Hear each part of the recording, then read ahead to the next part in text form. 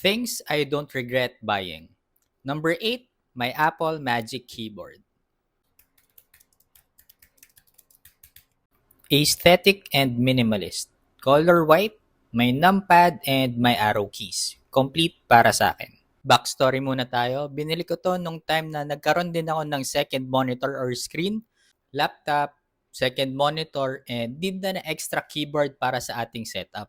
Para mas productive and mas efficient. Hindi exactly sabay pero bumili rin ako ng Apple mouse at that time. Pero nung time na yun, nag-iisip talaga ako, kailangan ko ba bumili ng ganito kamahal? Kasi for me, alam kong pricey siya, yung Apple mouse saka itong Apple Magic Keyboard. Baka pwedeng ibang keyboard na lang kasi it does the same thing naman, keyboard. Pero for me, that time, nanaig yung investment sa quality.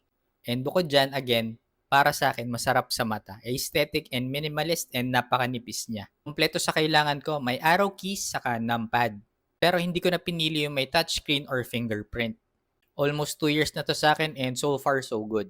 And syempre, sa totoo lang, pag Apple, quality talaga. Pero nung time na yun, I think nakachempo ako na 50%. So both the keyboard and mouse, hindi ko sila binili ng full price. May promo sila at that time, around 50%. Saktong-sakto tong white na keyboard para sa ating setup. So if you're looking for something aesthetic and minimalist, try mo rin tong Apple Magic Keyboard.